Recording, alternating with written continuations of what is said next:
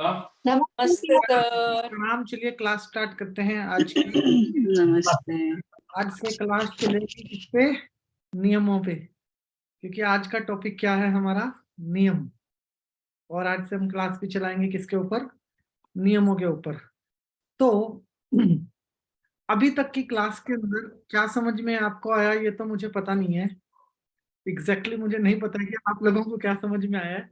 मुझे बहुत कुछ समझ में आ रहा है कि क्योंकि आप तो फीडबैक दे नहीं रहे हो ना, तो मुझे तो कैसे पता लगेगा कि ये आपको क्लास में क्या समझ में आ रहा है, क्या समझ में नहीं आ रहा है। आप तो दो ही बातें बोलते हो, थैंक यू जी, धन्यवाद जी, क्लास बहुत अच्छी थी जी। मतलब इसके अलावा तो कुछ समझ में ही नहीं आता कि आपने क्या समझा, क्या सीखा, क्या हमें आगे करने की जरूरत है, क्या हमारी स्ट्रेटजी होनी चाहिए आगे। मतलब कोई सवाल हो आपके 20-50 जिसके जवाब देते हुए मुझे डर लगे या मैं थोड़ा सा बिजी हो जाऊं आपके सवालों के जवाब ढूंढने में, वो सब तो है ही नहीं। क्या बोलते हैं इसको दूसरी लैंग्वेज में? भोले वाले स्टूडेंट्स की क्लास है, जो पढ़ा दोगे वो मान लेंगे, अपनी तरफ से कोई सवाल पूछने का कष्ट नहीं करेंगे। भाई ऐसी इज्जत नहीं चाहिए मुझे कि आप सवाल ही ना करें। और जब तक कोई बच्चा सवाल नहीं करता तब तक वो बच्चा सीखता ही नहीं। ठीक है जी, ये एक प्रकृति का नियम है। और जब तक आप टीचर से सवाल नहीं करोगे तो टीचर की नॉलेज भी वहीं श्रिंक हो जाएगी जहां तक कि उसकी नॉलेज है। वे देखो एक बात तो, अगर आपके घर में एक बच्चा है, ठीक है, छोटा बच्चा है, वो आपने नहीं पाला, बच्चा अपना दे दिया अपने सास ससुर को या दे दिया बच्चे की नाना नानी को, उन्होंने पाला 5 साल का बच्चा खड़ा करके आपके सामने भेज दिया। अब आपको तो बड़ी मुश्किल होगी ना वो बच्चा पालने में। अब बच्चे ने जो सवाल पूछने थे बचपन में, जो आपको माँ बाप बनाता, जो आपके इमोशन को जोड़ता चीजें, वो सब तो खत्म ही हो गए एक साइड में, क्योंकि बच्चा आपने पाला ही नहीं, बच्चा किसी और ने पाल के दे दिया। अब आप समझिए कि अगर माँ बाप को माँ बाप वाली फील नहीं आ रही उस बच्चे से, और बच्चे को बच्चे वाली फील नहीं आ रही, सिर्फ टैग लगे हुए हैं, तो वही कहानी चल रही है यहाँ पे कुछ। टॉपिक इतना खतरनाक है कि साइकोलॉजी ऑफ मनी। ठीक है जी, टीचर को टीचर वाली फील नहीं आ रही है और स्टूडेंट पता नहीं कौन सी मस्ती में है। आप मस्ती मारिए, इसमें कोई बुराई नहीं है, लेकिन सवाल उठाइए, क्योंकि बहुत सारे सवाल ही होते हैं जो हमें सिखाते हैं। और अगर क्वेश्चन नहीं है तो क्वेश्चन के बिना जो वो मजा है क्लास का, वो बिल्कुल वैसा है कि उबली हुई दाल खिला रहा हूँ सबको और सब खा रहे हैं और कह रहे जी दाल बहुत अच्छी है। ठीक है जी, तड़का होना चाहिए और आपके सवाल ही तड़का है क्लास के अंदर। ओके, एक बात जो आज की है मेजर, जो मैंने आपसे अभी बोला, दैट इज व्हाट, कि धनवान होने के नियम में हमें दो भगवान ने हाथ दिए हैं हमें। ठीक है जी, इन दोनों हाथों का हमें यूज करना होता है। मतलब ऐसा तो नहीं कि हम अपने एक हाथ को ऐसे बांध के रखेंगे और एक हाथ से सारे काम करेंगे। हम दोनों हाथों का यूज करते हैं अपने। जब हम अपने दोनों हाथों का यूज करते हैं तो दो ऐसे नियम भी धनवान होने के लिए हमें भगवान ने दिए हैं, जिन नियमों का हमें दोनों ब्रेन से यूज करना है। वन इज राइट ब्रेन और वन इज लेफ्ट ब्रेन। अगर ये दो नियम हमारे पास होंगे तो हम कुछ भी बदल सकते हैं उस केस के अंदर। सबसे पहला क्या नियम है? सबसे पहला नियम बड़ा सिंपल है। कौन सा ज्ञान आपको चाहिए अपने जीवन के अंदर? ब्रह्म ज्ञान, महाज्ञान, चार वेदों का ज्ञान, दुनिया की सारी किताबों का ज्ञान, धन के नियम का ज्ञान, स्कूल का ज्ञान, कॉलेज का ज्ञान, कोई स्पेशल डिग्री का ज्ञान? कौन सा ज्ञान आप अपने जीवन के अंदर चाहते हैं? पहला। ठीक है, इस दुनिया में आज तक कोई ऐसा नहीं हुआ, प्रोफेसरों ने ब्रह्मांड और ब्लैक होल ढूंढ दिए, प्रोफेसरों ने ढूंढे हैं, लेकिन कोई प्रोफेसर धनवान नहीं हुआ। ऐसा कोई प्रोफेसर नहीं हुआ जो नंबर 1 हो। ठीक है जी, दौलत के मामले में प्रोफेसर के पास सबसे ज्यादा ज्ञान होता है, इतना भी ज्ञान होता है कि ब्रह्मांड भी ढूंढ के दे दिया, बट अमीर नहीं है। तो यहाँ से पता लगता है कि ज्ञान का अमीरी से कोई लेना देना नहीं है।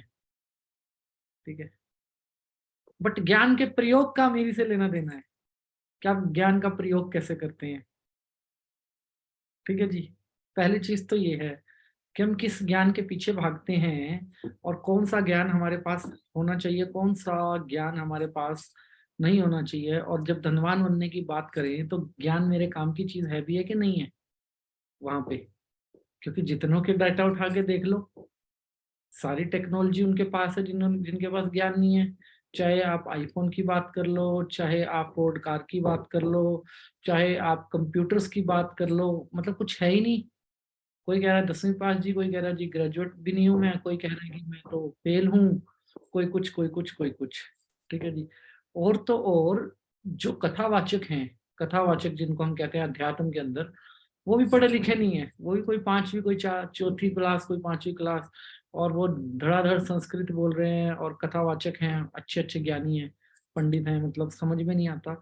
अब ये समझ में नहीं आ रहा, कहीं 20 लाख रुपए एमबीए पे लगा के हम 1 करोड़ रुपए का नुकसान तो नहीं कर रहे? अगर इस 20 लाख रुपए को हमने 35 साल तक इन्वेस्ट रखा होता, 15-16 साल की उम्र से कम जब हम पहुंचते भैया 50 के करीब, 1 करोड़ के मालिक तो पक्का होते, डबल ट्रिपल होके।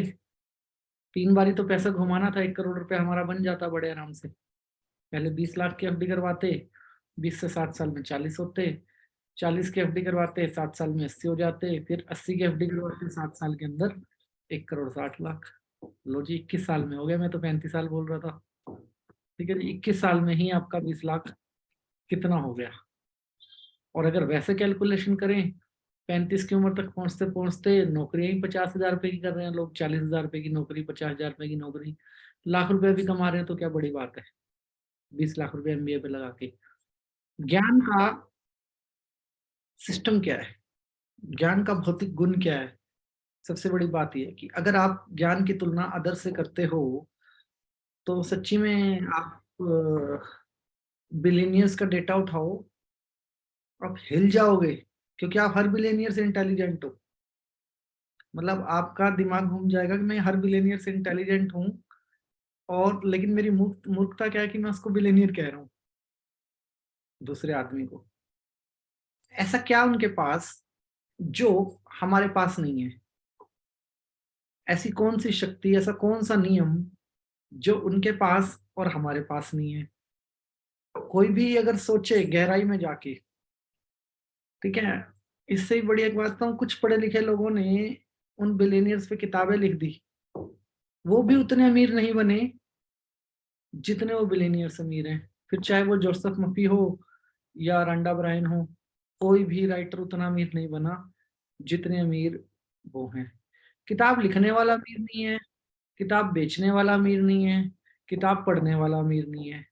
अब आप समझो, इन तीनों कैटेगरी से जो बाहर है वो अमीर है। अभी क्वेश्चन मार्क लगाता है कि जिंदगी के कितने साल कहाँ बिताए हमने पाठशाला के अंदर। ठीक है, और ज्ञान का रियल मीनिंग क्या है, मतलब हमारी लाइफ के अंदर। अब आपको आध्यात्मिक ज्ञान भी हो जाए तो हो जाए, क्या कर लोगे आप? ब्रह्मास्त्र आपको मिल भी जाए तो कोई भ्रमित करने वाला भी मिल जाएगा।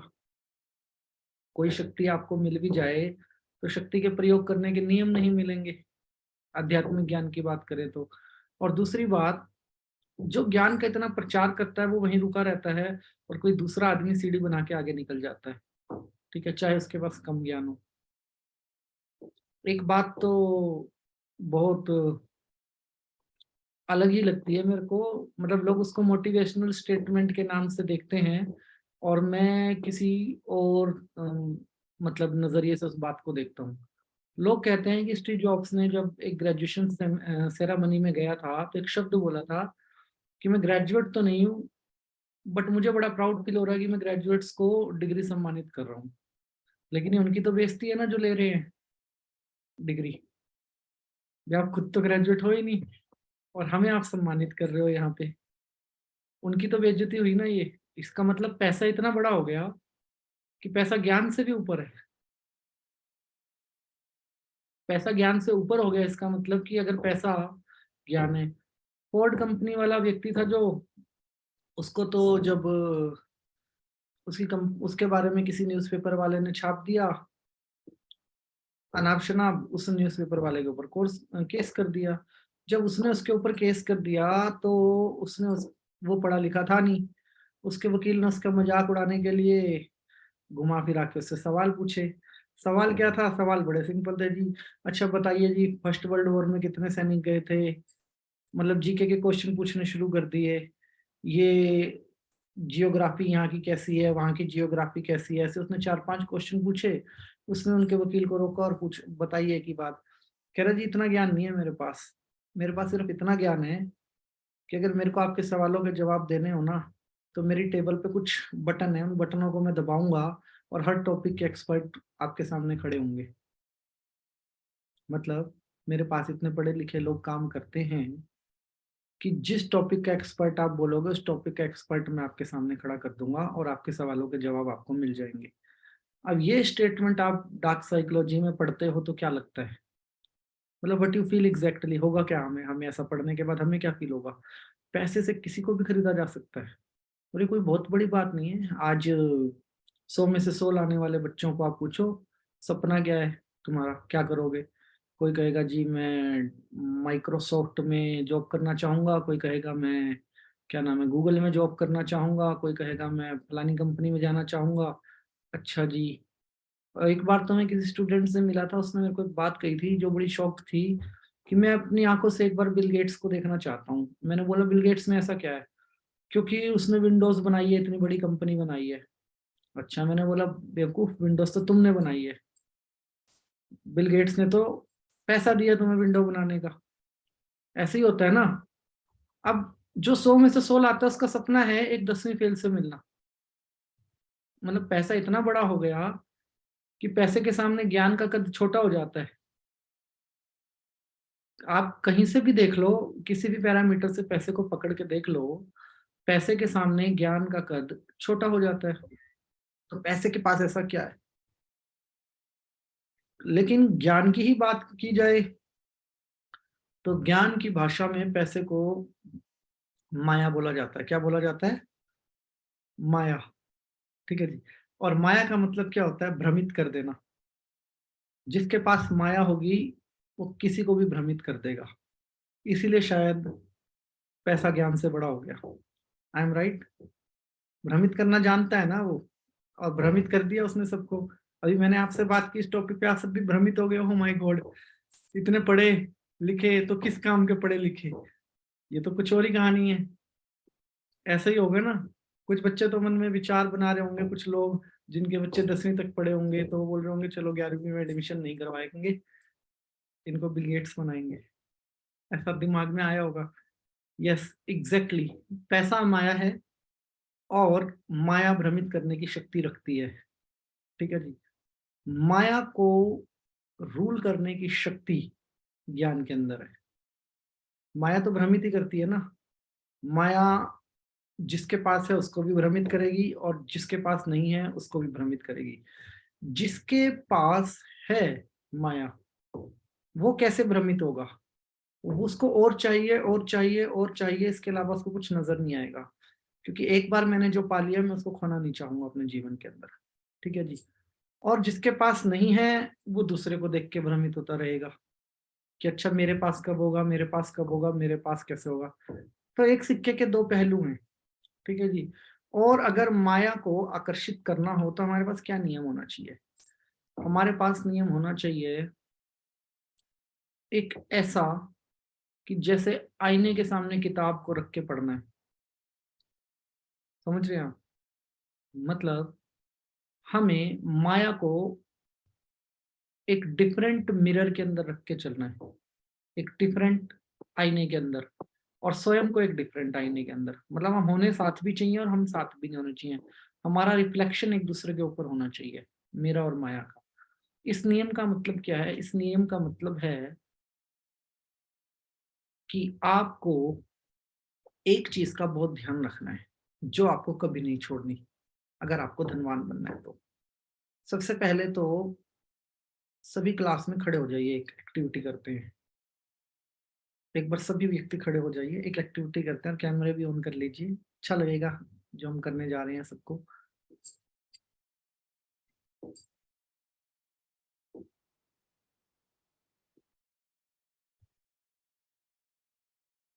अगर किसी को शारीरिक रूप से तकलीफ है, एज की वजह से या किसी दूसरी वजह से, शारीरिक रूप से अगर किसी को तकलीफ है तो व्यक्ति बैठ के क्लास कीजिएगा, बाकी सभी व्यक्ति खड़े होकर क्लास कीजिएगा। ठीक है जी। क्योंकि धनवान बनने बैठे बिठाए कोई नहीं होगा। ठीक है जी। उमा शंकर जी खड़े हो जाइए, आप वापिस बैठ गए। धनवान कोई भी व्यक्ति बैठे बिठाए नहीं होगा, धनवान होने के लिए हमें खड़े होना पड़ेगा सभी व्यक्ति को। ठीक है जी। धनवान होने का पहला नियम है हठी बनो। क्या बने? हठी। हठी का मतलब जिद्दी बनो। और जिद्दी किस चीज में बनो? कि मुझे करना है तो मतलब करना है, होगा नहीं, मुझे करना है तो मतलब करना है। हमारा यही स्लोगन होना चाहिए कि करना है तो मतलब करना है। ठीक है जी। अब जितने लोग बैठ गए वो तो गरीब रह जाएंगे, जिसमें मधु अग्रवाल जी का नाम स्वर्ण अक्षरों में लिखा जाएगा। ठीक है जी। और जो खड़े हैं उनके धनवान होने की गारंटी है। क्यों? क्योंकि अभी तो 1 मिनट भी नहीं हुआ आपको खड़े हुए, 1 मिनट भी नहीं हुआ। और जिद्दीपन रखने के लिए, जितना हमें जिद्दीपन चाहिए अमीर बनने के लिए, उसके लिए तो हमें बहुत ज्यादा एफर्ट करना पड़ता है। बैठ जाइए सभी आदरणीय सदस्य। ओके, ध्यान से समझते हैं एक व्यक्ति की स्टोरी। स्टोरियां क्यों समझाता हूँ आपको, स्टोरी की लैंग्वेज में क्यों समझाता हूँ? उसके पीछे 2 कारण हैं। एक तो स्टोरी जो है हमारे सीधी सबकॉन्शियस माइंड में जाती है, और स्टोरी हमारी फोटोग्राफिक मेमोरी का भी हिस्सा रहती है, और स्टोरी हमें किसी भी मोमेंट पे हमारे लेफ्ट ब्रेन को डोमिनेट करने की पावर रखती है। मतलब हमें शक्ति देती है किसी भी मोमेंट के ऊपर गिव अप ना करने की। एक व्यक्ति था, उसको धनवान बनना था, एक गांव में पैदा हुआ था वो। अब वो धनवान नहीं बन पा रहा था, उसके पीछे कारण था। उसको बचपन से ही धनवान बनना था, मतलब तीसरी क्लास से ही स्कूल की वो कहता था मैं धनवान बनूंगा, मतलब मैं अमीर बनूंगा।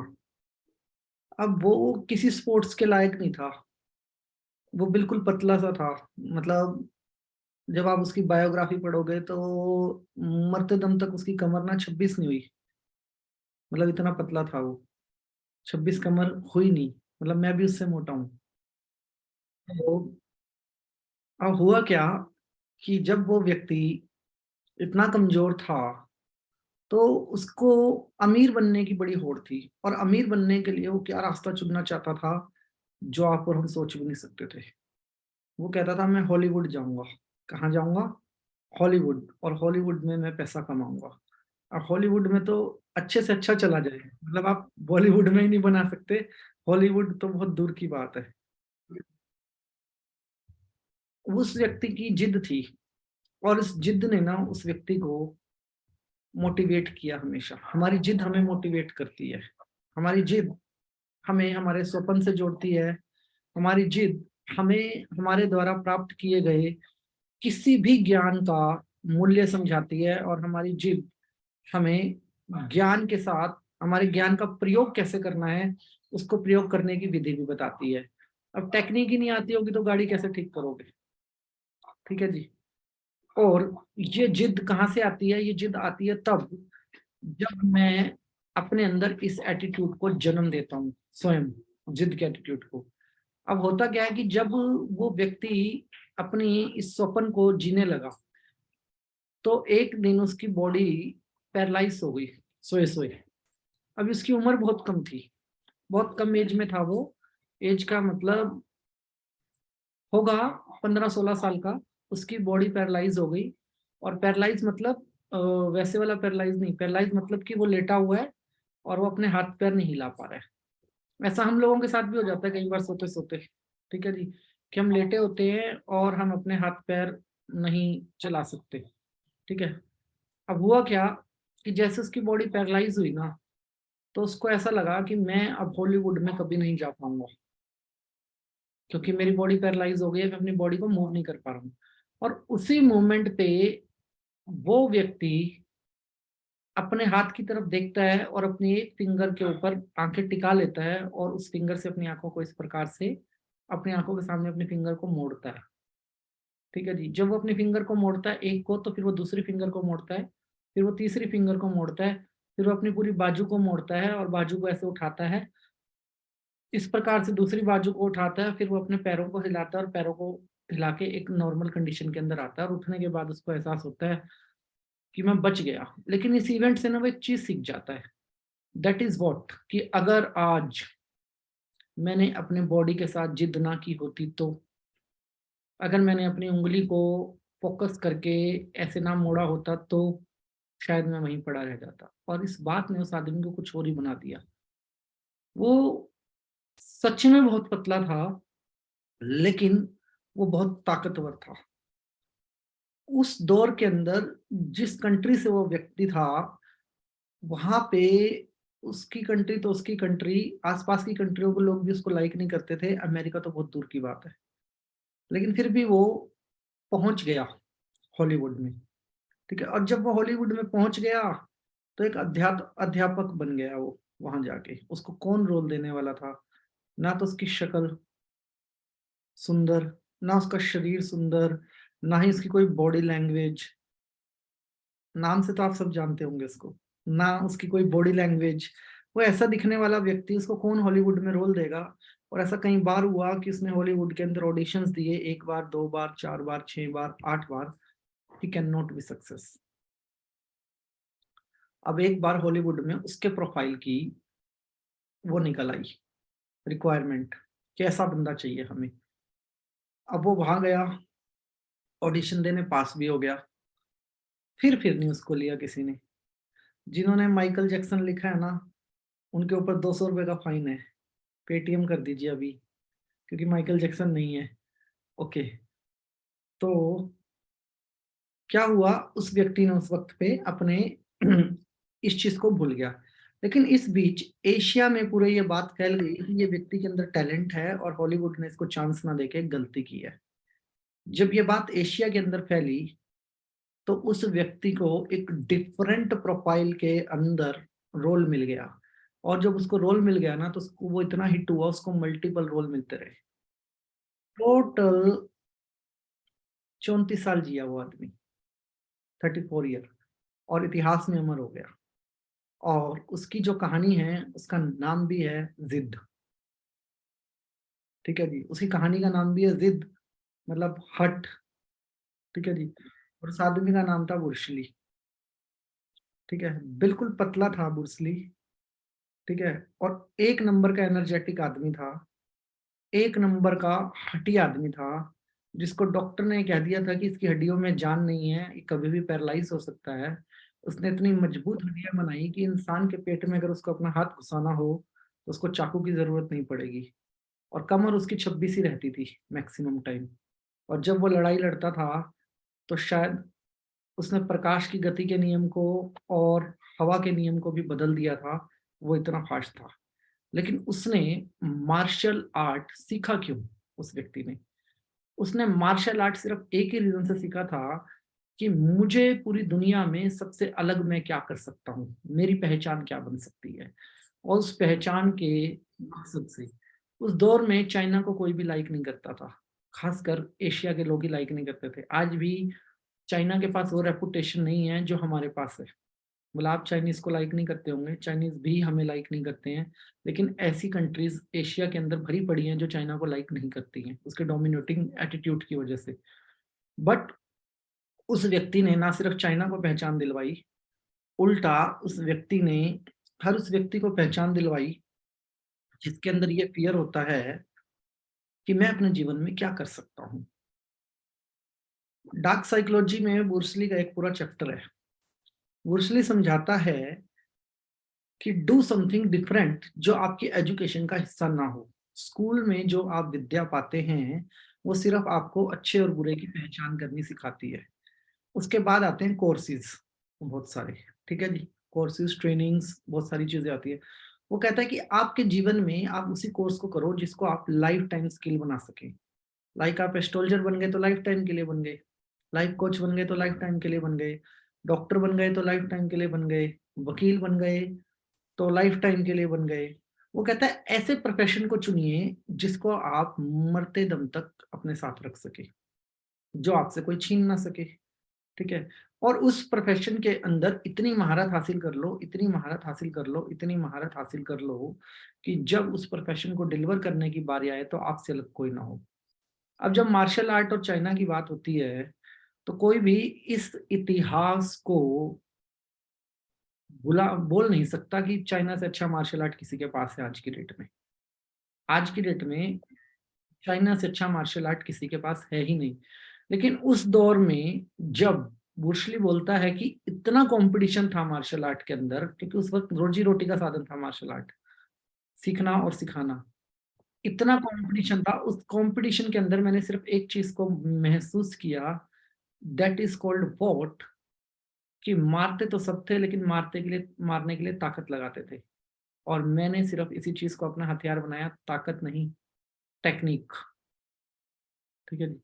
अब टेक्निक क्या थी? स्पीड ही इतनी थी कि दूसरे को डिफेंस करने का मौका ही नहीं देना।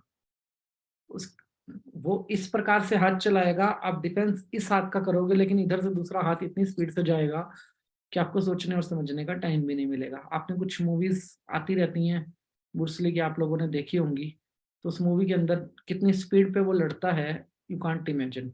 मतलब हॉलीवुड के अंदर ये प्रॉब्लम बन गई थी कि जितनी स्पीड पे वो एक्शन करता था, कैमरा भी रिकॉर्ड नहीं कर पाता था, इतनी स्पीड पे वो एक्शन करता था। और इस चीज से महारत करने के लिए उसने लगातार 7 साल दिन रात प्रैक्टिस करी। 7 ईयर उसने सिर्फ और सिर्फ प्रैक्टिस करी, और उसके पास सिर्फ 26 स्टंट थे। 26 स्टंट ऐसे थे उसके पास जिनकी स्पीड सिर्फ उसने बढ़ा दी। मतलब वो मारेगा तो ऐसे ही जैसे आप मारोगे, लेकिन जैसे आप उसको डिफेंस करने के लिए रोकोगे तो उसने जिस स्पीड में आप उसको रोकोगे उससे कहीं गुना ज्यादा स्पीड में वो पहले हिट कर देगा। सिर्फ उसने 26 स्टंट्स के ऊपर ऐसी महारत को हासिल कर लिया जो सब कुछ सेम था। अब आप सोचो, हमें सुनने में आसान लगता है कि इतने साल अगर उस आदमी ने मेहनत करके स्पीड का वो रिकॉर्ड बना दिया जिसको आज तक कोई तोड़ नहीं सका, तो उस व्यक्ति की डेडिकेशन और लगन क्या होगी, उसकी अपने काम के प्रति जिद किस प्रकार की होगी। अगर आप किसी भी ऐसे स्पोर्ट्स की बात करते हैं जो मार्शल आर्ट है, जैसे बॉक्सिंग है, रेसलिंग है, इन स्पोर्ट्स के अंदर क्या खास है? इन स्पोर्ट्स के अंदर खास ये है कि 24/7 आपकी जान पे रिस्क है, आपको लड़ना ही लड़ना है।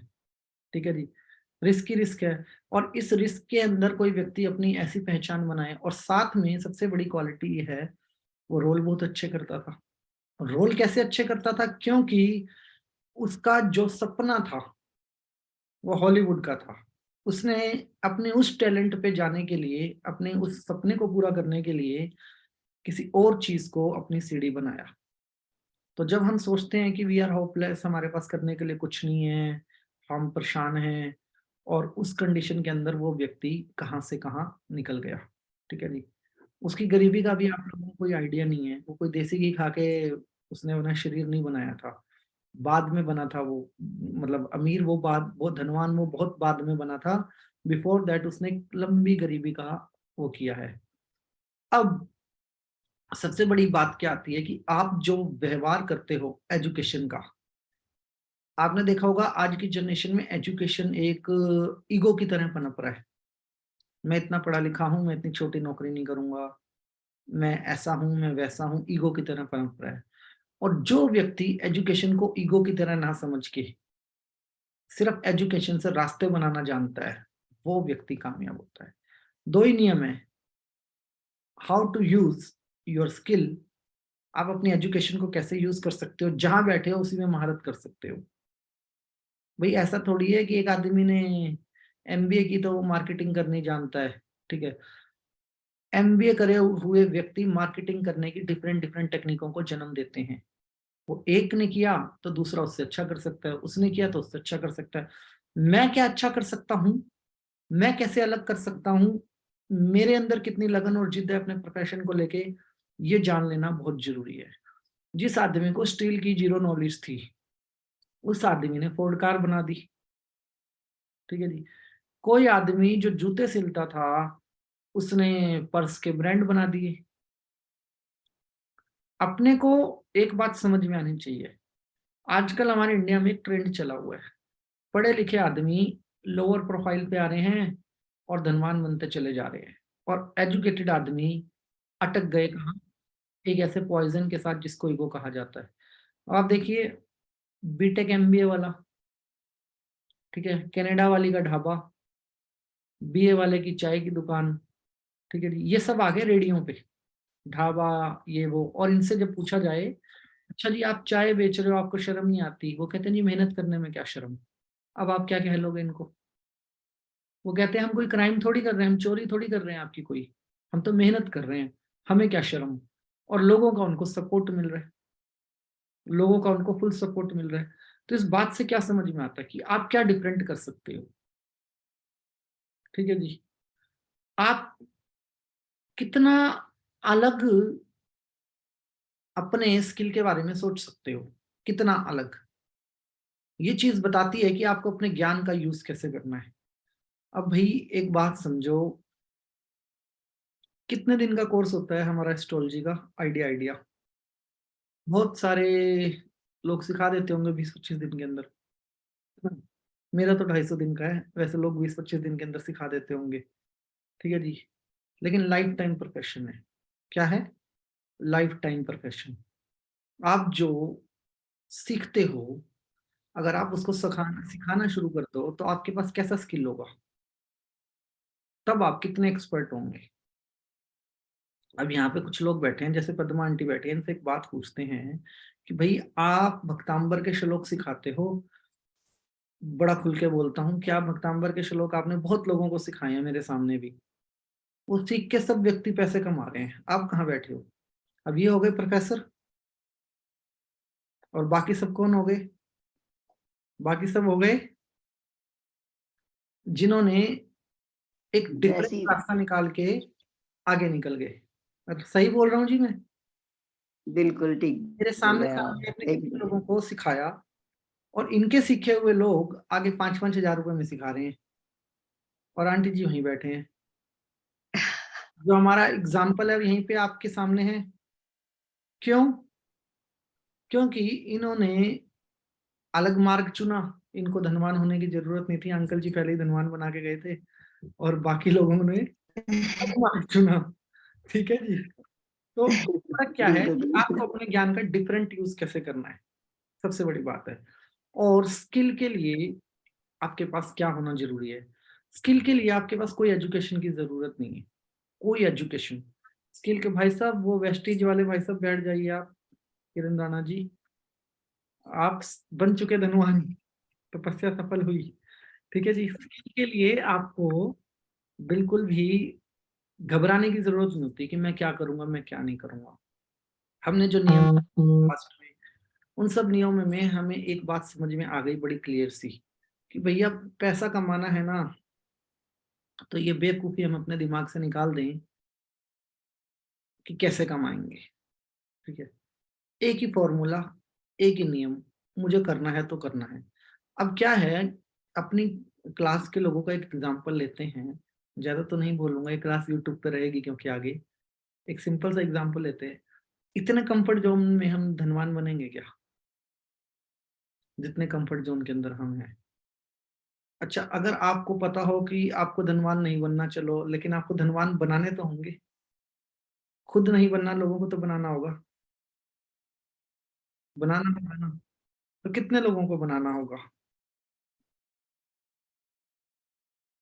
एक पॉइंट हमें समझना चाहिए कि हम कहाँ गलत कर रहे हैं। हमारा सबसे बड़ा गलत जो रास्ता है वो है हमारा कंफर्ट जोन, जो मुझे लगता है। ठीक है, अभी मैं पीछे एक बिलेनियर के बारे में पढ़ रहा था, तो जब उससे कोई ऑफिस में मिलने गया तो उसने उसको एक हॉल कमरे में छोड़ दिया बंदे को। तो जब मिलने गया वो इधर उधर देख रहा हॉल कमरे में, भैया ये क्या है, मतलब ना कोई कुर्सी ना कोई टेबल, मैं कहीं गलत जगह पे तो नहीं आ गया? तो पीछे से उसका मैनेजर आया और बोला कि जी अभी सर आ रहे हैं, 10 मिनट में आएंगे सर। तो कह रहा भाई यहाँ मतलब नया ऑफिस शिफ्ट किया है क्या, मतलब कुछ सामान वामान अभी आना है क्या, अभी कुछ आया नहीं है? तो वो आदमी से कोई जवाब नहीं देता, चला जाता है। 10 मिनट में ओनर आता है। जब ओनर आता है तो वो उससे हाथ मिलाता है, तो कहता है जी कैसे बात करें, कहाँ बैठे? कह रहा जी बैठने का टाइम नहीं है हमारे पास, इसीलिए हमने यहाँ पे टेबल चेयर नहीं रखवा रखी, कि 20 लोगों की अगर मुझे मीटिंग करनी है ना, आएंगे कुर्सियां हिलाएंगे, टेबल पे बैठेंगे, आराम से सेटल डाउन होंगे, इसी में 15-20 मिनट बीत जाएंगे। आओ खड़े हो, बात करो और जाओ। ठीक है जी, स्पॉटिफाई का मालिक है वो, कंपनी का, स्पॉटिफाई। और उसने सोनी जैसी कंपनियों को सैमसंग जैसी कंपनियों को धूल चटवाई है। सारा सीडी का व्यापार, कैस्टों का व्यापार उस आदमी ने बंद करवाया है, सिर्फ अपनी नॉलेज के दम पे, अपनी आइडिया के दम पे। डू यू थिंक इवन कि वो इतना भी टाइम वेस्ट नहीं करना चाहता अपनी लाइफ के अंदर कि आप मीटिंग रूम में जाओ और बैठो? एंड एंटायर जापान ऐसे काम करता है। पूरे जापान के अंदर मीटिंग रूम्स के अंदर किसी प्रकार की कोई कुर्सियां टेबल नहीं होती हैं। क्यों? कहते सोने थोड़ी आए हो भैया, आराम करने थोड़ी आए हो। जितने खड़े रहोगे अपने अलर्ट माइंड में रहोगे और उतना काम करेंगे। अब हम जब अपनी बात करते हैं तो मेरे दिमाग में ऐसे सवाल बहुत आते हैं कि लेजी एटीट्यूड बहुत परेशान करता है, ठीक है जी। और हम एक चीज को अंडर एस्टिमेट कर देते हैं अपनी लाइफ के अंदर हमेशा, that is called power of now. अभी की शक्ति क्या है? जो मैं कर रहा हूं उसकी शक्ति क्या है? उसकी शक्ति का केंद्र क्या है? पावर ऑफ नाउ क्या है? 10:41 में पावर ऑफ नाउ क्या है? अगर 10:41 में मैंने कोई कंटेंट ऐसा बोला जो किसी आदमी के माइंड में हिट कर गया और उसको उसकी वजह से सक्सेस मिल गई, तो वो पावर ऑफ नाउ में काउंट होगा कंटेंट। मैं कितना शांत रहूंगा अपने उसके साथ, क्या नाम है, धनवान बनने के नियम के साथ, गरीबी उतना शांत रखेगी मुझे। और जितना मैं अशांत रहूंगा उतना अमीरी मुझे अपनी तरफ आकर्षित करेगी। इस बात को आपको ये तभी समझ में आएगा जब हम पावर ऑफ नाउ को समझते हैं। हमने टॉपिक किया था रिवायर योर ब्रेन। हमें अपने ब्रेन की वायरिंग टाइट करनी होगी। और रिवायर योर ब्रेन का मतलब ये है बिल्कुल क्लियर एंड कट कि हम पावर ऑफ नाउ को अंडरएस्टिमेट। अभी अभी क्या है? अभी क्या इमरजेंसी है मेरे साथ लाइफ की? अभी क्या आप अमीर हो? नहीं, तो नींद क्यों आ रही है? तो नींद आने का तो सवाल ही नहीं है ना, अमीर नहीं हो तो। मुझे लेजीपन क्यों है? मैं तैयार हूं खड़े होके आप लोगों के साथ क्लास करने के लिए। क्या आप खड़े होके क्लास करेंगे डेली? 1 घंटा अगर हर रोज खड़े रहेंगे तो रात को बिस्तर पे लेटते अफर्मेशन नहीं आएगी दिमाग में कि खड़े क्यों रहे थे आज हम? क्योंकि मैंने सीखा है। और 1 घंटा अगर मैंने सीखा है तो फिर मतलब मेरा सबकॉन्शियस माइंड कहेगा खड़े होके सीख रहा है तो मतलब कुछ सीरियस है। आज तक तो बैठ के ही सोता था और अब खड़े होके सीख रहे हैं। 2-4 लोगों की हेल्थ प्रॉब्लम हो सकती है, बाकी तो सब खड़े हो सकते हैं ना। आधे से ज्यादा लोग तो जवान ही हैं और अगले 50 साल तक जवान ही रहने वाले हैं। बाकी तो सब खड़े हो सकते हैं ना। क्यों? क्यों नहीं हम खड़े होते? क्योंकि हम पावर ऑफ नाउ को अंडर एस्टिमेट करते हैं। हम अपने आप को उस कंफर्ट जोन का हिस्सा बना के रखते हैं जो हमारे ब्रेन की रिवायरिंग होने ही नहीं देता, होने ही नहीं देता। और जब तक हम इस कंफर्ट जोन का संपूर्ण त्याग नहीं करेंगे और खुद को कंफर्ट जोन में नहीं रहेंगे, तब तक मेरा माइंड एक चीज को अडॉप्ट नहीं करने वाला, दैट इज कॉल्ड हैबिट। क्या फर्क पड़ता है स्कूल में टीचर खड़ा क्यों करते हैं? 2 कारण है। पहला तो भैया तुम्हारे दोस्तों के बीच में या तुम अलग हो क्योंकि तुमने काम नहीं किया, उनको इंसल्ट फील करवाया जाता है। और सेकंड पार्ट ऑफ पनिशमेंट, समझ रहे हैं ना जी आप? वो पनिशमेंट बच्चे को पहाड़ा याद करवा देती है, वो पनिशमेंट बच्चे को पाठ भी याद करवा देती है। और अगर हम खड़े होके कोई काम या डिफरेंट तरीके से कोई काम करें तो क्या हमारा ब्रेन उस चीज को एक यूनिक इवेंट के रूप में अपने माइंड में नहीं लेगा? क्या हमारा ब्रेन हमें उस कंफर्ट जोन से बाहर निकालने में हमारी मदद नहीं करेगा? दुनिया का ऐसा कौन सा अमीर है जो सोता है? किसी अमीर के पास सोने का टाइम ही नहीं है, क्योंकि दौलत माया है। वो चश्मा लगा के लेटा रहेगा, अंदर आंखें खुली होंगी। ठीक है जी। माया ऐसी ही होती है, आपको नींद आ ही नहीं सकती। कारण जब तक आप बिल्कुल थक हार के टूट नहीं जाते आप सोते ही नहीं हो। लेकिन वो अपनी नींद कहाँ पूरी करते हैं? धनवान होने के बाद वो इतनी कंफर्टेबल गाड़ियां खरीद लेते हैं कि आप खराब से खराब रोड पे भी चला रहे हो तो उनको पता नहीं चलता। अंदर बैठ के वो आराम से अपनी नींद पूरी कर लेते हैं। उनके पास अपने प्राइवेट प्लेन्स होते हैं, अपने प्लेन्स होते हैं, वो अपनी नींद पूरी कर लेते हैं। मोदी जी भी तो ऐसी नींद पूरी करते हैं, रात का सफर करते हैं और सुबह 6 बजे भाइयों और बहनों, ऐसे ही काम होता है ना। हमें शायद मजाक लगता है, उनकी दिनचर्या का हिस्सा है ये। और इसको पाने के लिए वो कितनी तपस्या करते होंगे। अमेरिका का जोन कोई भी हो, टाइम जोन, क्या अमेरिका के राष्ट्रपति को नींद आ सकती है? क्योंकि उसकी टेंशन सिर्फ उसकी कंट्री तो नहीं है, उसकी टेंशन तो पूरी दुनिया में क्या हो रहा है। हाँ, सबकी टेंशन उसकी टेंशन अकेले की। कोई बनना चाहेगा अमेरिका का राष्ट्रपति? मैं तो कभी नहीं बनना चाहूंगा, कि पूरी दुनिया की टेंशन लेके मुझे क्या करना है। ठीक है, लेकिन उसको नींद आ सकती है? नहीं आ सकती नींद। आप इस बात को क्यों नहीं समझते कि हम जितने कंफर्ट, उतना धन हमारे साथ अनकंफर्ट। ऊर्जा है, ऊर्जा कभी भी रुकना नहीं चाहती। धन एक ऊर्जा है, ऊर्जा हमेशा उफान करके रखता है जीवन के अंदर। एक बच्चा है, बच्चे के अंदर क्या होता है? ऊर्जा, और वो तूफान मचा के रखता है। एक 2 साल का बच्चा, 3 साल का बच्चा थका देता है 2 आदमियों को बड़े अच्छे तरीके से पूरे दिन के अंदर, और जबकि वो बेचारा कुछ करता नहीं है, इधर उधर कूदता रहता है। ठीक है जी, उसके बावजूद वो थका देता है 2 लोगों को जो उसके पीछे होते हैं। तो समझो धन की कितनी ऊर्जा होगी। अगर हम इस अनकंफर्ट जोन को छोड़ने की शक्ति रखते हैं, तभी हम धनवान होने की डार्क साइकोलॉजी को अपनी लाइफ में इम्प्लीमेंट कर पाएंगे। और अगर हम इस जोन को कंफर्टेबली लेके चलते हैं अपनी लाइफ के साथ, और ये समझते हैं कि क्लास सुनने से अमीर हो जाएंगे, तो ये किस्मत सिर्फ अमरनाथ में बैठे 2 कबूतर के पास थी कि वो अमर हो गए कहानी सुन के। हम हमारे पास नहीं है, और ना ही हम लोग कबूतर हैं। We are human. ठीक है जी, हमारे पास ऐसा कोई सिस्टम ही नहीं है कि हम लोग सिर्फ सुनने से अमीर हो जाएंगे। हमें करना पड़ेगा, और करने के लिए हमें हैबिट्स बनानी पड़ेंगी। और हैबिट बनाने के लिए हमें कुछ फॉर्मूले समझने पड़ेंगे, लाइक पावर ऑफ नाउ। मेरे अभी की पावर क्या है, power of habit, power of emotion, जो हमारे आने वाले टॉपिक्स हैं उनके नाम है ये हमें समझने पड़ेंगे। लेकिन power of habit, power of now दो ऐसे टॉपिक हैं जो कि आप आसानी से ड्रॉप नहीं कर सकते। जो भी भाई साहब डार्क साइकोलॉजी के ऊपर किताब मांग रहे हैं, मैं उनको एक इंफॉर्मेशन दे देता हूँ। डार्क साइकोलॉजी के ऊपर कोई किताब नहीं है इस दुनिया के अंदर। किताब की जगह आपको रिसर्च इकट्ठी करनी पड़ेगी डिफरेंट डिफरेंट जगहों से, डिफरेंट डिफरेंट साइटों से। वो आपको मेहनत करनी पड़ेगी तो मिल जाएंगी। बुक कोई भी नहीं है इसकी। ओके जी। तो पावर ऑफ नाउ का मतलब है मैं अभी क्या हूँ, अभी इस मोमेंट पे मैं क्या कर सकता हूँ। बताओ जी,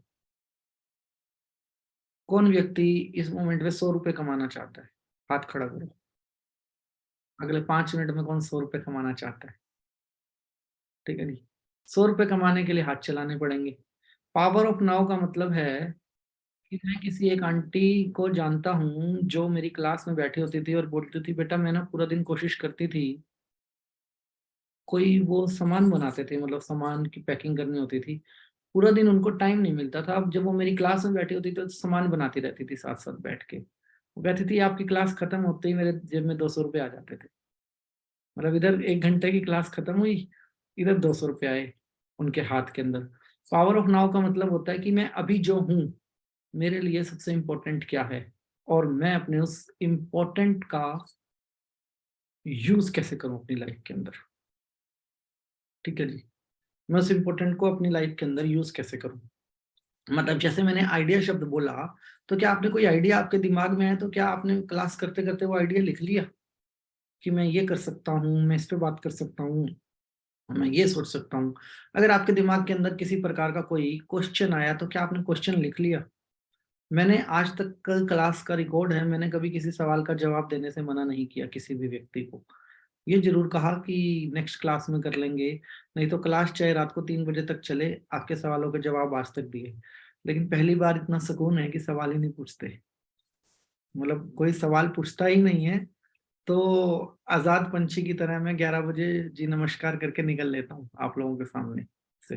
ठीक है, नहीं तो अगर आपकी जगह मैं स्टूडेंट अगर इस क्लास के अंदर होता और मेरे पास सेम टॉपिक होता, तो मैं कितने सवाल आपसे पूछता। टॉपिक से रिलेटेड आप सोच भी नहीं सकते, क्योंकि इम्प्लीमेंट करना है। जिसको इम्प्लीमेंट करना होगा उसको प्रॉब्लम तो आएगी।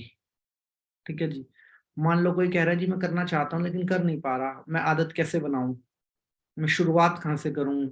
मेरे को समझ में आ गया कि ऐसा होता है, बट मैं कहाँ से शुरू करूं, ऐसी बहुत सारी चीजें होती हैं, ऐसी 1000 चीजें होती हैं जो आपके दिमाग में सवाल उत्पन्न करती हैं। अगर मेरे पास वो सवाल होंगे तो सवाल ही असली मार्गदर्शक होते हैं, सवाल ही आपको रास्ता दिखाते हैं। कहते हैं दुनिया में कोई भी आदमी पढ़ा लिखा नहीं है, उसके दिमाग के अंदर जितने सवाल है ना, वो सवाल ही आपको ताकतवर बनाते हैं।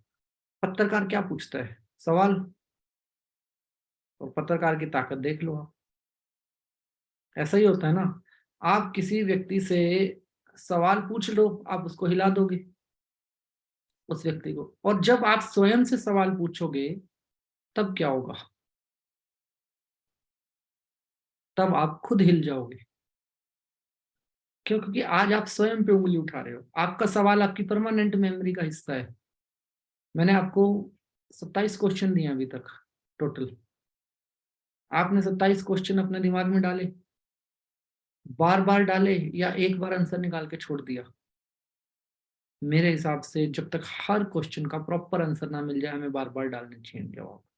और अगर नहीं डालेंगे तो हम उस तक नहीं पहुंच पाएंगे जिस तक हमें पहुंचना चाहिए। तरुण जी, विजन बोर्ड हम बनाएंगे, आप चिंता मत कीजिए। कुछ लोगों की वजह से होल्ड किया हुआ ये टॉपिक हमने, इसी वीक में हम अपना विजन बोर्ड बनाएंगे सभी व्यक्ति। प्रॉब्लम कहाँ है? अगर एक व्यक्ति जो आविष्कार करता है, मान लो रॉकेट का आविष्कार हुआ, स्पेसशिप का आविष्कार हुआ, या कहीं जाने के लिए कोई फिजिक्स के नियम का यूज करना है, और वो व्यक्ति उसको सोल्व किए बिना छोड़ दे थ्योरी को, तो क्या आगे बढ़ पाएगा? कोई भी आविष्कार हो पाएगा? दुनिया में अगर आप कुछ यूनिक और डिफरेंट करना चाहते हो, और वो डिफरेंट करने की शक्ति अगर आपको चाहिए, तो वो शक्ति देने के लिए आपके पास सवाल होने चाहिए। शक्ति, आपके दिमाग का मार्गदर्शक कौन है? आपका सवाल। अगर वो सवाल ही नहीं है तो आपके दिमाग को मार्गदर्शक कौन देगा? भाई रामायण सुनने जाते हैं हम सब, महाभारत सुनने जाते हैं, कौन सा याद करके आ जाते हैं? टीवी पे देख के ही तो याद हुई होगी आपको महाभारत, या फिर कथा पढ़ के याद हो गई? टीवी पे देख के याद हुई होगी ना। कोई ऐसा तो नहीं जिसको किताब पढ़ के याद हुई हो कि शकुनी कौन था, दुर्योधन कौन था। ये सिर्फ करेक्टर थे, लेकिन उन करेक्टर में जान किसने डाली? मूवी ने, रामानंद सागर ने जान डाली। नहीं तो हम में से आज कितने लोग होंगे जिनको अभी भी महाभारत के आधे करेक्टर नहीं पता होंगे, कौन थे कौन नहीं थे। ठीक है जी। मतलब आप डीप एनालिसिस कब कर पाए? जब आपने, आपके ब्रेन में उन सबकी पिक्चर थी, उनके डायलॉग थे, उनके रिएक्शन थे फेस के, तभी तो आप लोग डीप एनालाइज कर पाए। नहीं तो अगर बच्चों को पढ़ा दिया जाए कि एक राम जी थे, राम जी ने ऐसे किया, राम जी ने वैसे किया, 5 साल तक के बच्चे को पढ़ा दो, लेकिन रामायण मत दिखाना। उसको पूछो कि रामायण में क्या हुआ था, वो बता थोड़ी पाएगा आपको रामायण में क्या हुआ था। वहीं एक बार उसको रामायण दिखा दो और रामायण मत पढ़ाओ, उसके बाद वो आपको बताएगा कि रामायण कैसे होती थी, रामायण कैसे होती है। एक सिंपल सी थ्योरी है। अगर मेरे दिमाग के पास वो डेटा अवेलेबल ही नहीं है जो मेरे को आगे लेके जाएगा, तो मेरा दिमाग मेरा साथ कैसे देगा? अगर आप पावर ऑफ नाउ जैसे टॉपिक पे मूव करने जा रहे हैं और आप एक अनकंफर्टेबल जोन के अंदर हैं, तो कैसे आपका दिमाग आपको मोटिवेट करेगा? ऐसा तो मैं नहीं मान सकता हम में से कोई एक भी व्यक्ति ऐसा हो जो धनवान नहीं बनना चाहता, जो अपने आप को चेंज नहीं करना चाहता, जो आगे नहीं बढ़ना चाहता। चाहते सब हैं, लेकिन ऐसी कौन सी मजबूरी जो हमें रोक देती है? ऐसी कौन सी शक्ति जो मुझे आगे बढ़ने ही नहीं देती है? ऐसी एक ही शक्ति है हमारे भीतर, दैट इज कॉल्ड व्हाट, कि मैं पावर ऑफ नाउ को नहीं समझ रहा हूं अपने ब्रेन के अंदर। मैं ज्ञान को किस दिशा में लेके जाना है वो नहीं समझ रहा। भाई बहुत सीधी सी बात है, दूसरे की झोपड़ी को देख के, दूसरे के महल को देख के अपनी झोपड़ी को आग नहीं लगाई जाती। झोपड़ी इतनी सुंदर बना लो कि महल वाला रोज झांक के देखे कि इसके पास है क्या। भाई अगर मान लो आपके पास महल है और मेरे पास झोपड़ी है, मैंने अपनी झोपड़ी की छत सोने की बना ली, तो आपका महल बड़ा या मेरी झोपड़ी? ठीक है जी। झोपड़ी वाला रोज देखेगा इसकी छत तो सोने की है। अगर मेरी छत सोने की है, झोपड़ी की है, अगर भैया तेरे को अपने महल की छत सोने की करवानी है तो कितना पैसा लगाना पड़ेगा? शायद महल ही बिक जाएगा। समथिंग यूनिक, कुछ ऐसा सोचो जो कोई आपकी तरफ मूव कर जाए तुरंत। अगर वो यूनिकनेस तब आएगी जब आपके पास सवाल होंगे यहाँ पे कि मैं क्या अलग कर सकता हूँ, मैं कैसे कर सकता हूँ, मेरे पास क्या सिस्टम है, मतलब मैं किस प्रकार से चीजों को अलाइन कर सकता हूँ। सारे बिलियनियर जीरो बजट से स्टार्ट हुए हैं, जीरो बजट, मतलब पैसे नहीं होते थे, दूसरे को आइडिया बताते थे, उसके भी पैसे लेते थे कि आइडिया बता रहा हूँ पहले पैसे दे दे, क्योंकि इसके बाद अगर तूने इस आइडिया पे काम किया तो मेरे पास दूसरा आइडिया सोचने के लिए दिमाग ही नहीं बचेगा, इतना दिमाग खराब होगा। पहले पैसे ले लेते थे, उसके बाद आइडिया बताते थे, और आइडिया बताने के बाद इन लोगों ने उनको कंपनियां दी। 3 बार बेची है बिल गेट्स ने अपनी विंडोज, 3 बार, और फिर खरीदी भी है। एक तरीका होता है काम करने का, तरीका होता है कहाँ पे रिस्क लेना है, कहाँ रिस्क नहीं लेना। मैंने एक आइडिया आपको बेच दिया, उस आइडिया को आपको जैसे ही मैंने बेचा, वो आइडिया जैसे ही चला, वो मेरा आइडिया है, मुझे पता है मैं उसमें और बेहतर कैसे कर सकता हूँ, आपको मुझे साथ लेना ही पड़ेगा। और जैसे ही आप मुझे साथ लोगे, मैं अपनी शेयरिंग भी मांगूंगा, अपने हिस्से ही मांगूंगा। सारे बिलियनियर ऐसे ही तो बने हैं। फेसबुक का मालिक कौन है? मार्क जकरबर्ग, वही है ना फेसबुक का मालिक। आपको पता ही नहीं है फेसबुक का मालिक कौन है? फेसबुक की साइट पे जाके चेक करो, फेसबुक के 2 ओनर है।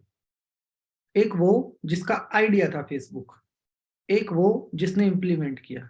जिसने इम्प्लीमेंट किया उसका 90% है, जिसका आइडिया था उसने सुप्रीम कोर्ट में केस करके अमेरिका के 10% की हिस्सेदारी परमानेंट कर ली अपनी। आज तक भी उसकी हिस्सेदारी कोई काम नहीं करता, सिर्फ आइडिया था उसका। ठीक है जी। फेसबुक के 2 ओनर हैं, चाहे आप गूगल पे सर्च कर लो, चाहे आप फेसबुक पे सर्च कर लो, कहीं भी सर्च कर लो, फेसबुक के 2 ओनर हैं। और हमें क्या दिखता है? जो हमें दिखता है वो बहुत अलग दुनिया है, और जो सच्चाई है वो बहुत अलग है। आपको वो यूनिकनेस अपने दिमाग के अंदर लाने के लिए चार्ली चैंपियन की तरह सोचना होगा। चाहे मुंह पे पाउडर लगा के नाचने लग जाओ, कामयाबी पक्की। वो यूनिकनेस मेरे ब्रेन के अंदर होनी चाहिए, लेकिन उस यूनिकनेस को मोटिवेट करने के लिए मेरे पास सवाल होने चाहिए। और अगर मेरे पास वो सवाल प्रॉपर नहीं है, और मैं किसी भी चीज को अपने रास्ते में आने दे रहा हूँ, चाहे वो मेरी एज है, चाहे वो मेरी शक्ल है, चाहे वो मेरी कोई बीमारी है, चाहे वो मेरा कोई बैकग्राउंड है, वट एवर, तो मैं बेवकूफ हूँ। उसके पीछे का एक बहुत बड़ा कारण है, if you are a criminal, तो क्या फर्क पड़ता है? कल तक थे ना, अभी आप बदलना चाहते हो ना, तो पास्ट इज पास्ट। 10 बजे क्लास शुरू हुई थी, 10 बजे पास्ट हो चुका है, 57 मिनट आगे निकल चुके हैं हम। समझ रहे हैं आप अभी बदलना चाहोगे तो अभी से बदलाव करना पड़ेगा, और बदलाव करने के लिए रात को नींद नहीं आनी चाहिए। अब मैं बताता हूँ, 2 तरीके के लोगों से मेरा पाला रोज पड़ रहा है। एक वो जो जूम की क्लास के में आते नहीं है, और 11 बजे के बाद शोर मचा देते हैं कि भैया 12 बजे वीडियो क्यों नहीं डाली सर आपने। ठीक है जी, वीडियो क्यों नहीं डाली, 12 बजे तक मेरे पास बहुत सारे मैसेज आ जाएंगे। लेकिन ऐसे लोग कितने होंगे? 10 से 20 ही होंगे, सिर्फ 10 से 20 लोग होंगे। ठीक है, उन 20 लोगों की मेरे ऊपर जवाबदारी हो गई, वो मेरे ऊपर सवाल उठाते हैं। तो मैं ये सोच के नहीं सो सकता रात को कि भैया मैं वीडियो सुबह डाल दूंगा, मुझे डालनी पड़ेगी। क्योंकि जब आप पावर ऑफ नाउ को समझोगे तो आपकी रिस्पॉन्सिबिलिटी नाउ पे आ जाएगी। अभी, अभी मतलब अभी। तो मैं तो चाह रहा था कि 100 लोग ऐसे हों जो इंतजार करें कि भैया वीडियो कितनी देर में अपलोड होगी, हमें कमेंट करना है अभी। टाइप करके रखें कि चलो उस टाइम कॉपी पेस्ट करके सो जाएंगे हम अपना। 1 घंटा दिमाग लगाते रहे, आज क्या अच्छा लिख सकते हैं, आज क्या अच्छा लिख सकते हैं। ऐसा भी तो हो सकता है ना, क्या हम ऐसी रिस्पॉन्सिबिलिटी ले लें? पावर ऑफ नाउ का मतलब है आज और अभी, नो आलस, मतलब सोचना ही नहीं अगले पल क्या। और जो लोग पावर ऑफ नाउ में विश्वास करते हैं, दे आर एक्टिव पर्सन। ना तो वो बूढ़े होते हैं, ना उनको बीमारियां लगती हैं, ना वो लोग जल्दी से परेशान होते हैं, और उनके पास एक सेटिस्फेक्शन होती है कि मैंने अपना काम कर दिया आज का। और एक बेचैनी होती है कि अभी मुझे ये करना है, ये करना है और ये करना है। इन दोनों के बीच में जो नेगेटिव विचार होता है वो सैंडविच बन जाता है, उसको जगह ही नहीं मिलती। क्योंकि जो कुछ आप करोगे वो पॉजिटिव करोगे, और जो कुछ आप करके आए हो वो भी पॉजिटिव करके आए हो, ऐसे ही तो करोगे ना। ये तो नहीं कहोगे कल सुबह उठ के किसी का गला पकड़ना है, यही कहेंगे कल सुबह उठ के ये काम निपटाना है, वो निपटाना है। मैंने कोविड के अंदर जब पूरी दुनिया डूब रही थी, पावर ऑफ नाउ के एक्सपेरिमेंट करते हुए लोगों को देखा जिन्होंने 80-80 लाख 6-6 करोड़ के ऑर्डर उठाए जो कि दिवालिया हो चुके थे। दिवालिया का मतलब समझ रहे हैं आप? जो कि माइनस में चल रहे थे, कर्जे में चल रहे थे, कर्जे लेने वाले उनके घर के बाहर खड़े थे। उनकी एक जिद थी, हमारे पास तो कोई ऑप्शन ही नहीं है जी, हमें तो कुछ ना कुछ करना ही पड़ेगा। और उनकी जिद ने उनको क्या बना दिया। किस्मत भी मौका तब देती है जब आप तैयार हो। मैं बॉल फेंक रहा हूं और आप ऐसे हाथ करके बैठे हो तो मजा नहीं आएगा। अगर कैच पकड़ने के लिए तैयार हो तभी किस्मत मौका देती है। मैच में देखा करो, एक एक पल कितना इंपॉर्टेंट होता है। और एक कैच छूट जाए, एक एक्सपर्ट से भी कैच छूट सकती हैं। देखते हैं आप, युवराज सिंह जैसे प्लेयरों से भी, जडेजा जैसे प्लेयरों से भी, रिक्की पॉन्टिंग जैसे प्लेयरों से कैच छूटती है। वो क्या है? वो पावर ऑफ नाउ है ना। अगर वो कैच आ जाती तो मैच की रूपरेखा बदल जाती। ऐसा ही होता है ना। अगर वो पल वापस नहीं आता जिस मोमेंट पे आपने किसी घटना को अंजाम देना होता है, उसी पल दे दो तो बहुत बढ़िया। Getting my point? तो मेरे कहने का तात्पर्य ये है कि अपने इनर माइंड में इतनी जिद रखो, इतनी जिद रखो, इतनी जिद रखो कि बेचैनी रहे अमीर बनने के, धनवान बनने के लिए। और वो जो बेचैनी है ना, उस बेचैनी के अंदर धागा पिरो दो अपने ज्ञान का, तो आपका ज्ञान बताएगा आपको करना क्या उस टाइम पे। और जब ये दो चीजों का कॉम्बिनेशन होगा तो आप नौकरी नहीं करना चाहेंगे, आप व्यापार ही करेंगे। और आप ऐसे ही प्रोफेशन में जाएंगे जहां आपको रिटायर्ड ना होना पड़े। अगर आपके पास ऐसा कोई स्किल है तो बढ़िया, नई स्किल है तो बाबा जी लाएंगे क्रांति, एस्ट्रोलॉजी सिखाएंगे हम आगे कभी ना कभी आपको। ठीक है जी। तो कभी ना कभी तो आएगा ये टॉपिक भी हमारे पास। तो ऐसे स्किल्स की तरफ फोकस करो जो शॉर्ट हैं लेकिन जो बड़े स्ट्रॉन्ग हैं। अपनी क्लास में एक मोनिका नाम की लेडी आती थी जब मैंने 90 डेज वाला कोर्स स्टार्ट किया था, बहुत स्टार्टिंग की बात है। आज उनके यूट्यूब सब्सक्राइबर होंगे अराउंड अराउंड कितने, 6,74,000। मेरी मेरे हिसाब से 63 नंबर क्लास में उन्होंने मेरे से कमिटमेंट की थी। आप वीडियो में देख सकते हैं आकाश चावला वाले चैनल में। और स्विच वर्ड पे उन्होंने महारत हासिल कर ली, सिर्फ स्विच वर्ड पे। भैया हम तो 10,000 पे भी नहीं पहुंचे, वो 6,74,000। समझ रहे हो? एक चीज पे मास्टरी करके, स्विच वर्ड, जो कि आपको किसी से पूछने की जरूरत नहीं है। आप गूगल मारोगे तो आपको पीडीएफ के पीडीएफ मिल जाएंगे। लेकिन उसने अपने स्किल का यूज कैसे किया। और मात्र यूट्यूब से आप सुन के हैरान हो जाओगे। 1,70,000 रुपये महीने की इनकम आती है उनको। ठीक है जी, 1,70,000 रुपये महीना, जिसमें वीडियो जो डालती हैं 8 से 9 मिनट की सिर्फ। दैट इज द पावर, कि आप कितने जिद्दी हो। लेकिन पूरा दिन यूट्यूब पे काम करती है, वीडियो एक ही डालती है, प्रमोट करने का काम, ये करना है वो करना है, जो भी रहता है बैकएंड का काम पूरा दिन करती हैं। अब आप सोच रहे हो कितना जबरदस्त, मतलब उस लेडी का एटीट्यूड है। ऐसे कितने ही केस हैं। मैं अपनी क्लास के, अभी तक के मेरे पास 92-93 केस लिखे हुए हैं, अपनी क्लास के ही लिखे हुए हैं, जिन लोगों ने क्लास से बाहर निकल के काया पलटी है। मतलब एकदम भविष्य ही बदल दिया, अपना ही भविष्य बदल दिया। ठीक है जी। मैंने क्यों रखे उनके डॉक्यूमेंट्री निकाल के? हम भी तो किताब बेचेंगे ना, उसमें उसकी स्टोरी छापेंगे। उनको लगता है कि वो आज अमीर हुए हैं, हम उनके दम पे अमीर हो जाएंगे कल को, उन्हीं की स्टोरी छाप के। एक आइडिया आपके दिमाग में बस ये होना चाहिए कि मैं कितना जिद्दी हूं, आज तक मैंने जिद से क्या हासिल किया है, बस ये।